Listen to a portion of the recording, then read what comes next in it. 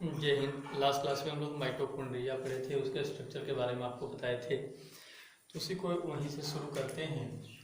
Mitochondria जो होता है वो इस प्रकार की दोहरी झिल्ली युक्त संरचना होता है। माइटोकॉन्ड्रिया में दो झिल्ली होती है। जो बाह्य झिल्ली होता है उसको बाह्य माइटोकॉन्ड्रियल झिल्ली बोलते हैं, और इसमें क्या होते हैं, छोटे छोटे कई पोर्स मौजूद होते हैं, छिद्र मौजूद होते हैं, और इन छिद्रों के उपस्थिति के कारण जो माइटोकॉन्ड्रिया का बाह्य झिल्ली होता है वो अंतः झिल्ली के तुलना में अधिक पारगम्य होता है। इसके बाद अगर देखा जाए तो इसके ठीक नीचे ये जो झिल्ली है इसको अंतः झिल्ली कहते हैं, और अंतः झिल्ली से घिरा हुआ अंदर का ये जो भाग है इसको हम लोग क्या बोलते हैं, मैट्रिक्स कहते हैं। अब ये जो अंतः झिल्ली है माइटोकॉन्ड्रिया का, ये मैट्रिक्स में क्या करता है, इस प्रकार से उंगलीनुमा रचना का निर्माण करता है, और ये जो उंगलीनुमा रचना का निर्माण अंतः झिल्ली के द्वारा हो रहा है इसको हम लोग बोलते हैं क्रिस्टी।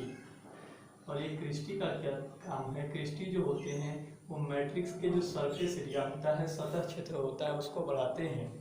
और इसी क्रिस्टी के ऊपर क्या होता है, कई छोटे छोटे रचनाएं होती हैं, और इन रचनाओं को हम लोग क्या कहते हैं, ऑक्सीसोम कहते हैं। और ये ऑक्सीसोम का काम क्या होता है, ये ऊर्जा के निर्माण में सहायता करते हैं। कैसे करते हैं बारी बारी से हम लोग लिखेंगे। स्ट्रक्चर पिछले क्लास में देख चुके हैं हम लोग, तो लिखेंगे पहला पॉइंट, माइटोकॉन्ड्रिया दोहरी झिल्ली युक्त गोलाकार बेलनाकार एवं तस्तरी नुमा संरचना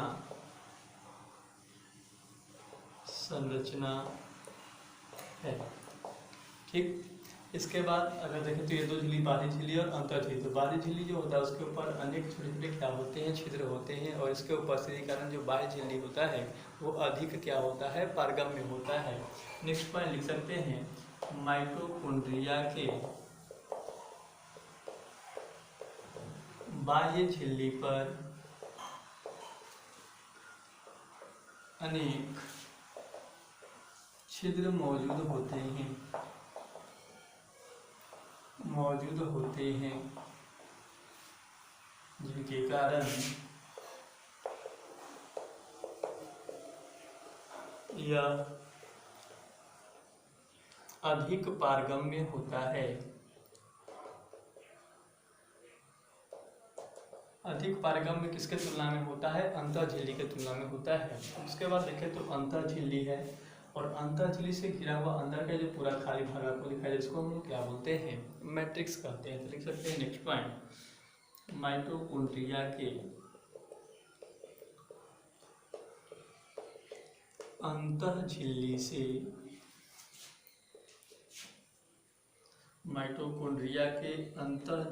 से घिरे हुए अर्ध तरल आवरण को मैट्रिक्स कहते हैं। इसमें कई चीज़ें होती हैं, हम लोग देखे थे, एकल कड़ी वृत्ताकार डीएनए होता है, राइबोसोम होते हैं, और हम लोग एक और जानते हैं कि ये ऊर्जा घर है, ऊर्जा का निर्माण करता है, और ऊर्जा का निर्माण जो होता है वो श्वसन के दौरान होता है। तो श्वसन संबंधित जो एंजाइम होते हैं वो भी कहाँ पर मौजूद होते हैं, मैट्रिक्स में मौजूद होते हैं। तो नेक्स्ट पॉइंट इसी में लिख सकते हैं कि मैट्रिक्स में एकल कड़ी वृत्ताकार डीएनए राइबोसोम जो होता है वो 70S राइबोसोम होता है। और मैमेलियन अगर माइटोकॉन्ड्रिया को देखा जाए तो जो मैमेलियन माइटोकॉन्ड्रिया में 55S राइबोसोम होता है, ये राइबोसोम होते हैं। और साथ ही एवं श्वसन संबंधित एंजाइम मौजूद होते हैं। ये मैट्रिक्स की बात है। कह रहा है कि अंतर झिल्ली से घिरे हुए अंदर का ये जो तरल भाग होता है इसको हम लोग क्या बोलेंगे, मैट्रिक्स बोलेंगे। और इस मैट्रिक्स में क्या होते हैं, एकल कड़ी वृत्ता सिंगल स्ट्रैंड सर्कुलर डीएनए होता है, राइबोसोम होता है 70s राइबोसोम यहाँ पर। इसके बाद श्वसन संबंधी जो वायवीय श्वसन में सहायता करने वाले जो इंजाइम होते हैं जिसके द्वारा ऊर्जा का निर्माण होता है, वो सब इंजाइम भी कहाँ पर मौजूद होते हैं, मैट्रिक्स में मौजूद होते हैं। अब इसमें देखा जाए तो अंतर झिल्ली जो है वो मैट्रिक्स में धंस करके उंगलीनुमा रचनाओं का निर्माण करता है, और इन उंगलीनुमा रचनाओं को हम लोग क्या कहते हैं, क्रिस्टी कहते हैं। तो नेक्स्ट पॉइंट लिख सकते हैं, अंतर झिल्ली मैट्रिक्स में धंसकर उंगलीनुमा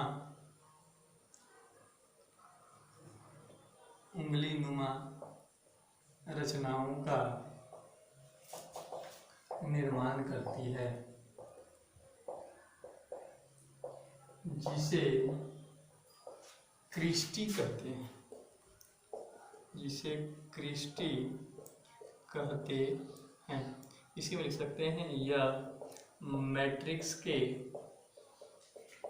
सतह क्षेत्र को बढ़ाता है, यह मैट्रिक्स के सतह क्षेत्र को बढ़ाता है। यह है क्रिस्टी का काम। क्रिस्टी जो है वो क्या कर रहा है, मैट्रिक्स के सतह क्षेत्र को बढ़ा रहा है इस प्रकार से। अब इसी क्रिस्टी के ऊपर आप देखें तो अनेक छोटे छोटे रचनाएं आपको दिखाई दे रहे हैं, और इन रचनाओं को हम लोग क्या बोलते हैं, ऑक्सीसोम बोलते हैं। तो नेक्स्ट बार उसके बारे में लिखेंगे, तो पहले आप इसको क्या कर लीजिए, नोट कर लीजिए, उसके बाद उसको लिखेंगे। इसको नोट करिए। नेक्स्ट पॉइंट लिख सकते हैं, क्रिस्टी पर अनेक छोटे छोटे रचनाएं होती हैं, जिन्हें ऑक्सीसोम या F1 F0 पार्टिकल कहते हैं। ये F1 F0 पार्टिकल ऑक्सीसोम को ही कहा जाता है। अगर ये है माइटोकॉन्ड्रियल झिल्ली, इसका काम क्या है उसको देखते हैं। यह एटीपी जो है एडिनोसाइन ट्राइफॉस्फेट, या इसी को हम लोग ऊर्जा कहते हैं, के निर्माण में सहायता करता है। एटीपी के निर्माण में सहायता करता है। अब अगर स्ट्रक्चर देखा जाए इस प्रकार से, देखिए कैसे ऊर्जा का निर्माण होता है। ये है दो झिल्ली माइटोकॉन्ड्रिया का, एक है ये बाह्य माइटोकॉन्ड्रियल झिल्ली, बाह्य माइटोकॉन्ड्रियल झिल्ली, और इसके नीचे ये वाला जो है इसको बोलेंगे अंतर माइटोकॉन्ड्रियल झिल्ली। और अंतर माइटोकॉन्ड्रियल झिल्ली जो होता है, इसी के ऊपर क्या होता है, क्रिस्टी होता है, और क्रिस्टी के ऊपर इस प्रकार की एक रचना होता है, और इस रचना को हम लोग क्या बोलते हैं, ऑक्सीसोम कहते हैं। उसी ऑक्सीसोम का बड़ा सा स्ट्रक्चर बना रहे हैं। ये जो स्ट्रक्चर है ये ऑक्सीसोम है। अब ऑक्सीसोम में 3 पार्ट है। ये जो पार्ट आपको बोला हुआ दिख रहा है इसको F1 पार्टिकल कहते हैं। ये जो बेस होता है इसको F0 बोलते हैं, और F1 को F0 से जोड़ने वाला जो होता है वो स्टाल्क होता है या शाफ्ट होता है, ये पूरा का पूरा भाग।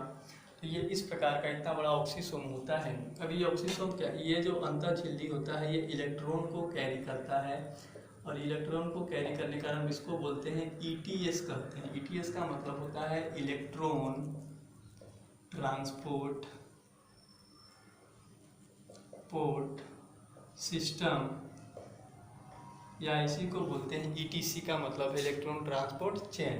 तो यहाँ से इलेक्ट्रॉन आता है, और उस इलेक्ट्रॉन की उपस्थिति में ये जो F1 पार्टिकल है वो ADP के साथ, ADP क्या होता है, एडिनोसाइन डाइफॉस्फेट, और इस ADP के साथ किसको जोड़ता है, इनऑर्गेनिक फॉस्फेट को ऐड करता है, और ADP के साथ इनऑर्गेनिक फॉस्फेट को ऐड करने से क्या बनता है, ATP ट्राइफॉस्फेट, एडिनोसाइन ट्राइफॉस्फेट बनता है, और इसी को हम लोग क्या बोलते हैं, ऊर्जा या एनर्जी बोलते हैं। ये F1 particle, F1 F0 particle जो होते हैं वो ADP के साथ इनऑर्गेनिक फॉस्फेट को जोड़ करके ATP का निर्माण करते हैं, और इस प्रोसेस को हम लोग क्या बोलते हैं, ऑक्सीडेटिव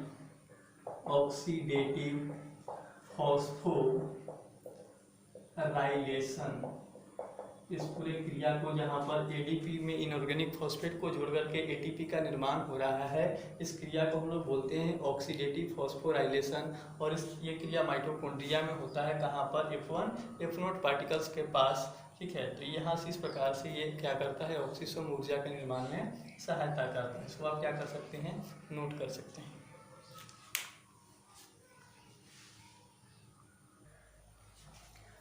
माइटोकॉन्ड्रिया के बाद जो है वो लवक के बारे में पढ़ना है। लवक का मतलब प्लास्टिड होता है। हम लोग जानते हैं कि पौधे में क्या होता है, प्रकाश संश्लेषण की क्रिया होती है, और प्रकाश संश्लेषण की क्रिया में जो सहायता करने वाला कोशिकांग है वो कौन होता है, क्लोरोप्लास्ट होता है, जिसको हम लोग हरित लवक के नाम से जानते हैं। ठीक उसी प्रकार से कई और उसमें प्लास्टिड मौजूद होते हैं, जिसमें हम पढ़े हैं ल्यूकोप्लास्ट, क्रोमोप्लास्ट। तो ये जो प्लास्टिड होते हैं ये क्या करते हैं, पौधों में प्रकाश संश्लेषण की क्रिया में सहायता करते हैं, उनको अलग अलग कलर प्रोवाइड करते हैं, या कह सकते हैं कि उनमें भोजन संग्रहण का कार्य करते हैं। और इन प्लास्टिड के बारे, ये प्लास्टिड की उपस्थिति जो है वो पौधों में ही ये पाए जाते हैं। पौधा हो गया, कुछ प्रोटोजोआ हो गए, शैवाल हो गए, यूग्लिना है, इन सभी प्रकार के जीव में पाए जाते हैं। जंतुओं में प्लास्टिड मौजूद नहीं होते हैं। तो प्लास्टिड के बारे में पढ़ना है तो हेडिंग डालेंगे प्लास्टिड या लवक, प्लास्टिड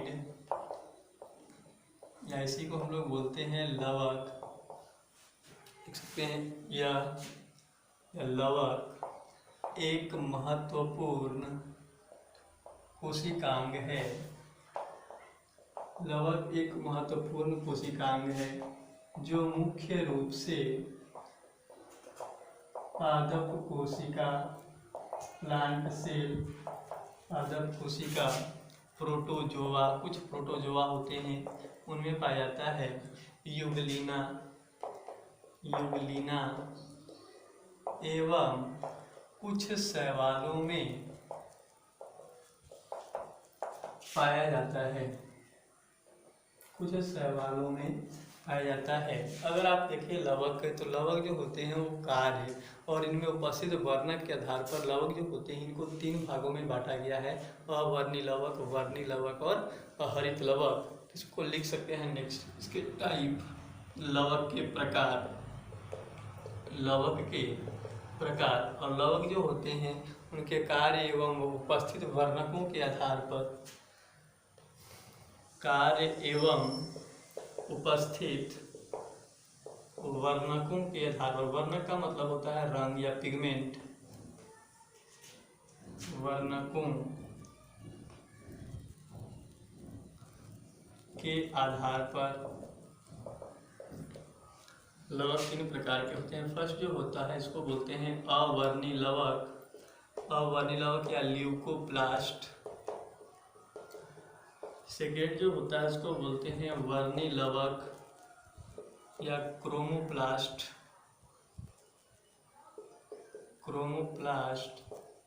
और थर्ड जो होता है उसको बोलते हैं हरित लवक या क्लोरोप्लास्ट।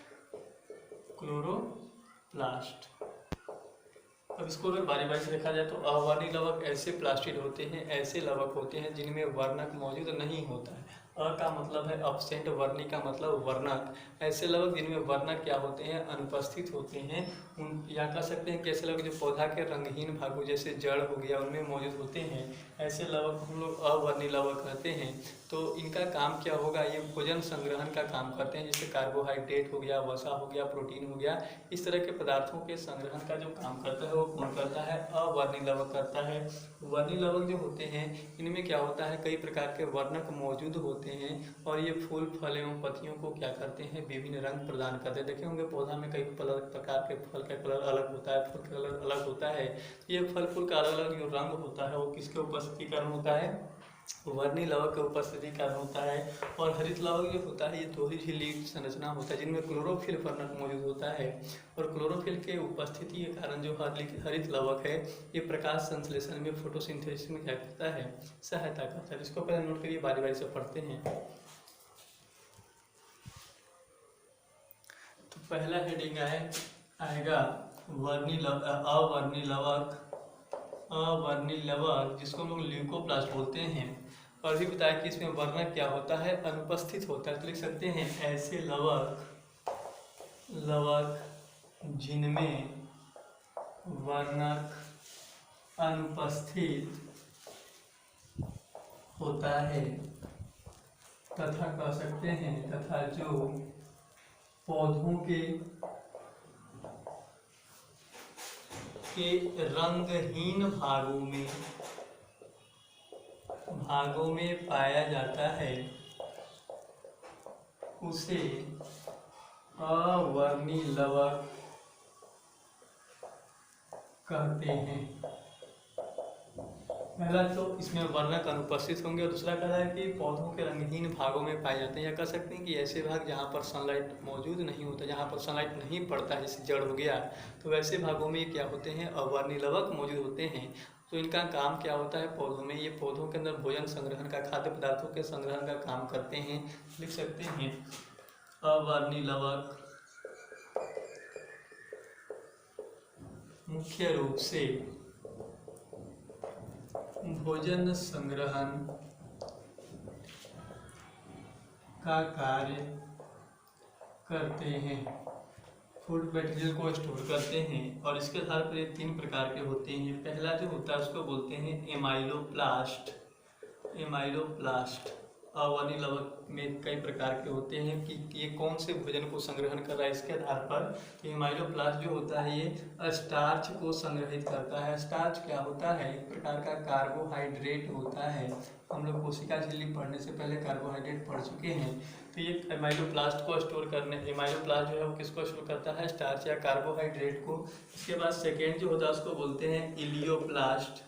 इलियोप्लास्ट जो होता है ये किसको स्टोर करता है, वसा को संग्रहित करता है, तेल को संग्रहित करता है। और थर्ड जो होता है उसको बोलते हैं एल्यूरोप्लास्ट। ये जो एल्यूरोप्लास्ट होता है वो प्रोटीन जैसे जो खाद्य पदार्थ होते हैं या प्रोटीन नेचर के जो होते हैं उनको संग्रहित करने का काम कौन करेगा, एल्यूरोप्लास्ट करेगा। तो ये है आपका अवर्णी लवक, ठीक है, जो भोजन संग्रहण का कार्य करता है, ये इंपॉर्टेंट है। एमाइलोप्लास्ट स्टार्च का संग्रहण कर रहा है, एलियोप्लास्ट वसा का, और एल्यूरोप्लास्ट किसका, प्रोटीन का। इसके बाद नेक्स्ट जो हम लोग को पढ़ना है दूसरा वो है वर्णी लवक। वर्णी लवक या इसको बोलते हैं क्रोमोप्लास्ट।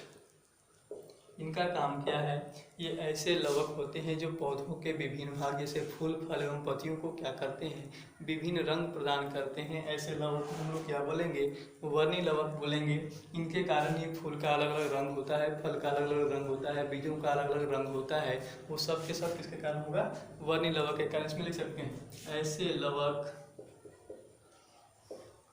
जो पौधों के विभिन्न भाग जैसे फूल, फल,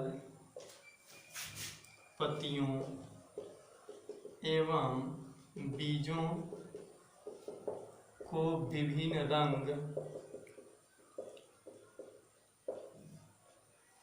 रंग प्रदान करते हैं,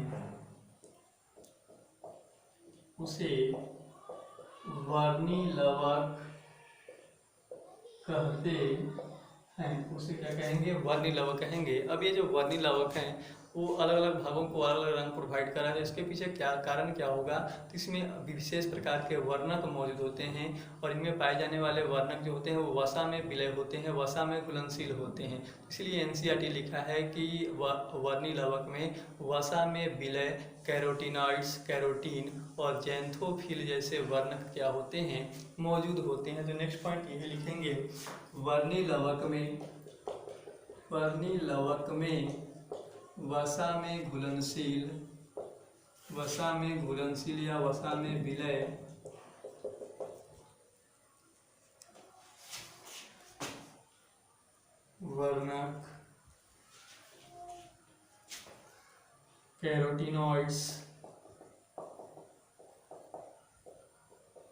कैरोटीनॉइड्स, कैरोटीन एवं ज़ैंथोफिल मौजूद होते हैं।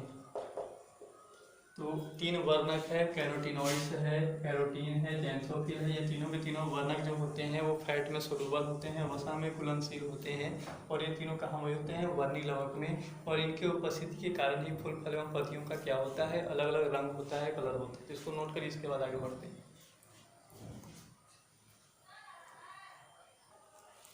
इसके बाद कुछ और पॉइंट है इसके बारे में। जैसे जो टमाटर होता है और लाल मिर्च होता है, उसका जो रंग लाल होता है वो एक विशेष प्रकार के वर्णक के कारण होता है और उस वर्णक का नाम है लाइकोपीन। ठीक उसी प्रकार से गाजर जो है, गाजर में भी एक विशेष प्रकार का कैरोटीन पिगमेंट पाया जाता है जिसको लोग बीटा कैरोटीन बोलते हैं। और ये बीटा कैरोटीन जो होता है वो विटामिन ए का स्रोत होता है। विटामिन ए जो होता है वो आँखों के लिए आवश्यक होता है, आँखों की रोशनी के लिए आवश्यक होता है। तो ये दो वर्णक हैं, एक है लाइकोपीन जो टमाटर और रेड मिर्च में, लाल मिर्च में पाया जाता है, और दूसरा होता है बीटा कैरोटीन जो कहाँ पर मौजूद होता है? गाजर में मौजूद होता है। इस पॉइंट को हम लिख लेंगे। नेक्स्ट पॉइंट, टमाटर एवं लाल मिर्च का लाल रंग लाइकोपीन वर्णक के कारण होता है। लाइकोपीन वर्णक के कारण होता है। कहीं कहीं पर लिकोपीन भी लिखा, तो प्रोनाउंसिएशन है अलग अलग। तो लाइकोपीन वर्णक के कारण टमाटर एवं लाल मिर्च का क्या होता है? लाल रंग होता है। इसके बाद लिखेंगे गाजर में बीटा कैरोटीन मौजूद होता है जो विटामिन ए का मुख्य स्रोत है।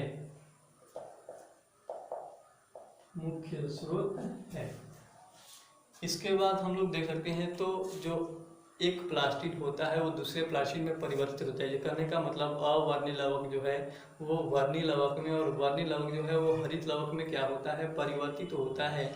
लेकिन अगर इसका उल्टा देखा जाए कि हरित लवक वर्णी लवक में और वर्णी लवक अवर्णी लवक में, तो उसका परिवर्तन नहीं होता। तो उसको नोट करके लिख सकते हैं। समझाते हैं कैसे, डायग्राम बना करके। अवर्णी लवक वर्णी लवक में एवं वर्णी लवक हरित लवक में, या हरित लवक लिख सकते हैं। अवर्णी लवक हरित लवक में एवं हरित लवक वर्णी लवक में परिवर्तित होता है, परंतु वर्णी लवक हरित लवक एवं अवर्णी लवक में परिवर्तित नहीं होता है। कैसा एग्जाम्पल हम लोग समझ सकते हैं। अवर्णी लवक यहाँ पर लिखेंगे। तो जब टमाटर जो होता है वो पौधा में छोटा होता है, वो जब बन रहा होता है, उसका निर्माण हो रहा होता है, तो इस प्रकार से टमाटर जो होता है वो सफ़ेद कलर का होता है, हल्का हल्का ग्रीनिश होता है, लेकिन उसको सफ़ेद ही मान करके चलते हैं। तो वो सफ़ेद कलर का, इसका मतलब उसमें किसी प्रकार का वर्णक मौजूद नहीं है। तो उस समय उस टमाटर के अंदर क्या है? कौन सा लवक है? अवर्णी लवक मौजूद है। इसी के बाद वो धीरे धीरे क्या होता है? जैसे जैसे बड़ा होता है उसमें हरित लवक वो ग्रीन कलर में कन्वर्ट होता है। तो उसको हम लोग क्या बोलेंगे कि अब वो जो कन्वर्ट हो गया है वो किस में कन्वर्ट हो गया है? टमाटो वो हरित लवक में कन्वर्ट हो गया है। और जैसे ही वो बड़ा हो जाता है, पक जाता है, वो किस में कन्वर्ट हो जाता है? वर्णी लवक में। और उसका कलर जो होता है वो कैसा हो जाता है? लाल हो जाता है, रेड हो जाता है, इस प्रकार से। तो यहाँ पर अगर हम लोग देख सकते हैं कि जो वर्णी लवक है, अवर्णी लवक, वो किस में कन्वर्ट हुआ? हरित लवक में, और हरित लवक किसमें कन्वर्ट हो गया, वर्णी लवक में। तो ये परिवर्तन होता है इधर से सिर्फ इधर। अवर्णी लवक जो है वो हरित लवक में कन्वर्ट हो सकता है, और हरित लवक वर्णी लवक में कन्वर्ट हो सकता है। लेकिन अगर उल्टा देखा जाए तो ये वर्णी लवक जो है वो हरित लवक में परिवर्तित नहीं होगा। वैसा थोड़ा है कि ये लाल टमाटर जो है वो कुछ दिनों के बाद हरा हो जाएगा, और हरा जो है वो व्हाइट हो जाएगा, ये ऐसा परिवर्तन नहीं होता है। वही सेंटेंस ऊपर लिखा हुआ है कि अवर्णी लवक हरित लवक में एवं हरित लवक इसमें वर्णी लवक में परिवर्तित होता है, परंतु इसका उल्टा वर्णी लवक हरित लवक में और अवर्णी लवक में परिवर्तित नहीं होता है। तो ये एनसीईआरटी लिखा है कि एक लवक दूसरे लवक में क्या होते हैं, परिवर्तित होते हैं। तो उसको समझने के लिए ये है, इसको नोट कर लीजिए।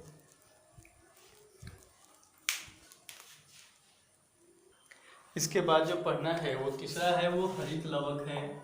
हरित लवक, इसको हम लोग बोलते हैं क्लोरोप्लास्ट। क्लोरोप्लास्ट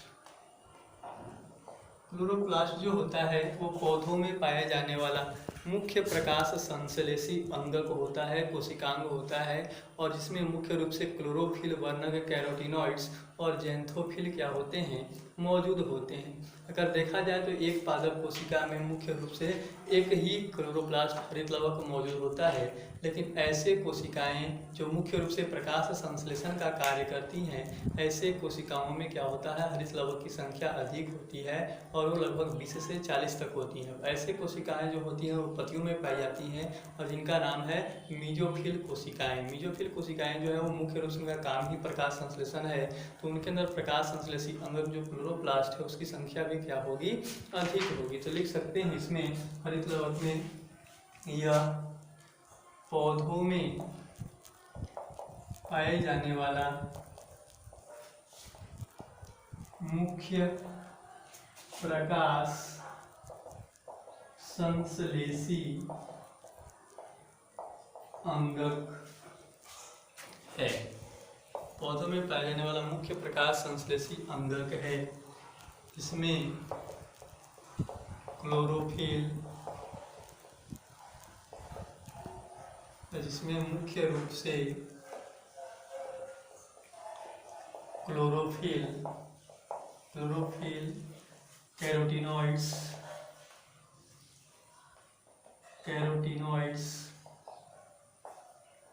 एवं ज़ैंथोफिल जैसे वर्णक मौजूद होते हैं। मुख्य रूप से जो होता है वो क्लोरोफिल होता है, और क्लोरोफिल के मौजूदगी के कारण ही पौधे का जो अलग अलग भाग जो हरे कलर का दिखाई देते हैं, उन सभी हरे भागों में कौन सा वर्णक मुख्य रूप से होता है, क्लोरोफिल होता है।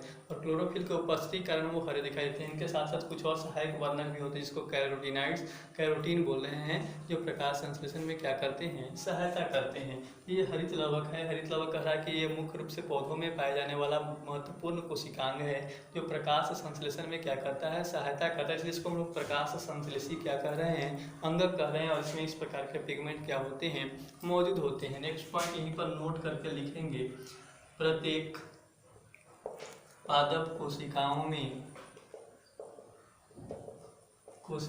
में एक क्लोरोप्लास्ट या हरित लवक मौजूद होता है, परंतु ऐसे कोशिकाएं जो सक्रिय रूप से प्रकाश संश्लेषण का कार्य करती हैं, उनमें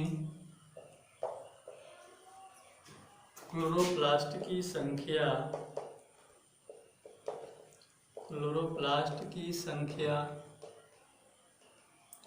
20 से 40 तक होती हैं। और ये जो कोशिकाएं हैं, इन कोशिकाओं के सामने क्या लिख सकते हैं, ब्रैकेट करके, कौन सी कोशिकाएं होती है, मीजोफिल कोशिका।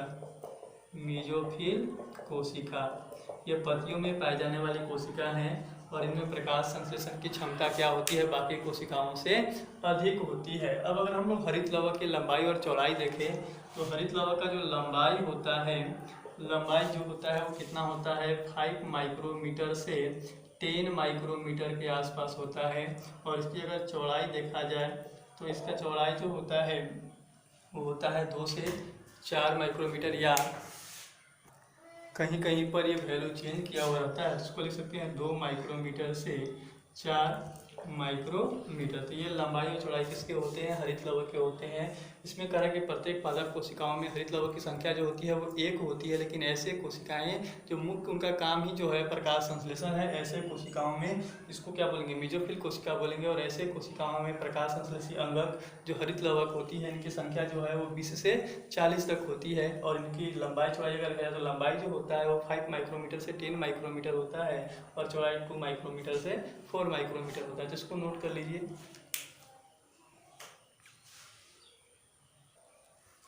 अब इसके बाद जो हम लोग को पढ़ना है वो हरित लवक का संरचना पढ़ना है, उसको अगली क्लास में पढ़ेंगे। इसको आज इतना करने के बाद बाकी विशेष अगली क्लास में, तब तक के लिए धन्यवाद।